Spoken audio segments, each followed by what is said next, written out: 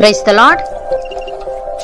ఈరోజు దేవుని వాగ్దానము, ప్రధానులతో తన ప్రజల ప్రధానులతో వారిని కూర్చుండబెట్టుటకై ఆయన నేల నుండి దరిద్రులను లేవనెత్తువాడు, పెంటకుప్ప మీద నుండి బీదలను పైకెత్తువాడు. కీర్తనల గ్రంథము 113వ అధ్యాయము 7వ వచనము 8వ వచనము. సహోదరి సహోదరులారా, ఈ వాక్యం దేవుని యొక్క హెచ్చించే స్వభావాన్ని మరియు ఆయన అపారమైన కనికరాన్ని అద్భుతంగా వివరిస్తుంది. లోకం మనుషులను వారి ఆస్తిని బట్టి, హోదాను బట్టి గౌరవిస్తుంది. కానీ మన దేవుడు అత్యున్నతమైన సింహాసనం మీద కూర్చున్నప్పటికీ నేల మీద పడిపోయిన వారిని, లోకం చేత విస్మరించబడిన వారిని వెతికి పట్టుకొని హెచ్చించేవాడు. ఈ వాక్యాన్ని లోతుగా అర్థం చేసుకోవడానికి దీన్ని 3 ప్రధాన భాగాలుగా చూడవచ్చు. ఒకటి, ఆయన నేల నుండి దరిద్రులను లేవనెత్తువాడు. అంటే ఇక్కడ నేల అనేది అత్యంత తక్కువ స్థితిని సూచిస్తుంది. మనుషులు తొక్కే చోటు అది. దరిద్రుడు అంటే కేవలం డబ్బు లేనివాడు మాత్రమే కాదు, ఆశ కోల్పోయినవాడు, ఆత్మీయంగా కృంగిపోయినవాడు, సమాజం చేత అనగదొక్కబడినవాడు అని కూడా అర్థం. మనుషులు పడిపోయిన వారిని చూసి నవ్వుతారు లేదా వారిని దాటుకొని వెళ్ళిపోతారు. కానీ దేవుడు ఆ నేల మీద పడి ఉన్న వ్యక్తి దగ్గరకు వచ్చి తన హస్తాన్ని చాపి వారిని లేవనెత్తుతాడు. ఆయన మనల్ని పడిపోయిన చోటే ఉండనివ్వడు, మనల్ని నిలబెట్టి మన పాదాలను స్థిరపరుస్తాడు. ఉదాహరణకు, గెరాసేనీయుల ప్రాంతంలో దయ్యం పట్టినవాడు బట్టలు లేకుండా సమాధుల మధ్య ఉంటూ తనను తాను గాయపరుచుకుంటూ నేల మీద అత్యంత అధోగతిలో ఉన్నాడు. సమాజం అతన్ని గొలుసులతో కట్టి పక్కన పడేసింది. కానీ యేసు అక్కడికి వెళ్ళి అతనికి విడుదలనిచ్చి తిరిగి గౌరవప్రదమైన మనిషిగా నిలబెట్టాడు. ప్రియులారా, లోకం మనల్ని నేల మీద చూసినప్పుడు తొక్కేయాలని చూస్తుంది లేదా పట్టించుకోకుండా దాటిపోతుంది. కానీ పరలోకపు తండ్రి చూపు ఎప్పుడూ నేల మీద పడి ఉన్న వారిపైనే ఉంటుంది. రెండవదిగా, పెంటకుప్ప మీద నుండి బీదలను పైకెత్తువాడు అని ఉంది. ఇక్కడ పెంటకుప్ప అనేది అసహ్యాన్ని, విసర్జించబడిన స్థితిని సూచిస్తుంది. ఎవరు వెళ్ళడానికి ఇష్టపడని చోటు అది. జీవితంలో కొన్నిసార్లు మనం చేసిన తప్పుల వల్ల లేదా ఇతరులు మనల్ని చూసే విధానం వల్ల నా బ్రతుకు పెంటకుప్పల తయారైందని మనం బాధపడవచ్చు. అందరూ నన్ను అసహించుకుంటున్నారని కృంగిపోవచ్చు.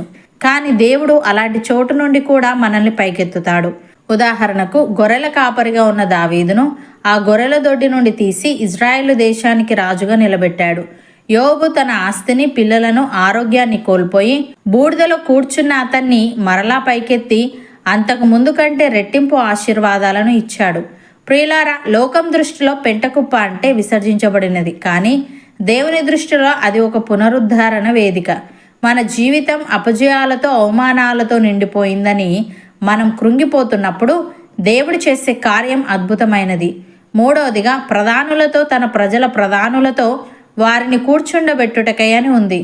ఈ మాట దేవుడు మనల్ని కేవలం లేవనెత్తి వదిలేయడని, మనల్ని ఎక్కడ కూర్చుండబెడతాడో అనేది చెబుతుంది. దేవుడు మనల్ని దరిద్రం నుండి ఐశ్వర్యానికి, అవమానం నుండి గౌరవానికి నడిపిస్తాడు. పెంటకుప్ప మీద కూర్చున్న వ్యక్తిని తీసి రాజభవనంలో కూర్చుండబెట్టే శక్తి మన దేవునికి ఉంది. ఆయన మనల్ని తలగా ఉంచుతాడు గాని తోకగా ఉంచాడు. లోకం మనల్ని ఎక్కడైతే తక్కువ చేసి చూసిందో అదే చోట దేవుడు మనల్ని ఒక గొప్ప సాక్షిగా హెచ్చిస్తాడు. ఉదాహరణకు, ఎస్తేరు ఒక అనాథ మరియు పరాయి దేశంలో ఉన్న ఒక సామాన్య యూదురాలు. ఆమెకు ఎలాంటి గొప్ప నేపథ్యం లేదు. కానీ దేవుడు ఆమెను హెచ్చించి ఆ కాలపు అతిపెద్ద సామ్రాజ్యానికి రాణిగా చేశాడు.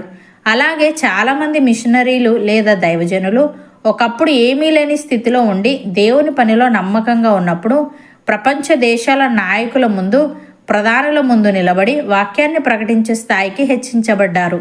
ప్రియులారా, ఈరోజు మీరు మీ దరిద్రాన్ని చూసి లేదా మీ దయనీయ స్థితిని చూసి ఏడుస్తున్నారా? నాకు ఎవరూ లేరు, నేను ఇక పైకి రాలేను అని అనుకుంటున్నారా? భయపడకండి, మీ దేవుడు మిమ్మల్ని చూస్తున్నాడు. ఆయన మిమ్మల్ని లేవనెత్తడానికి సిద్ధంగా ఉన్నాడు. మనుషులు మిమ్మల్ని పెంటకుప్పలా చూసినా దేవుడు మిమ్మల్ని ఒక విలువైన వజ్రంలా చూస్తున్నాడు.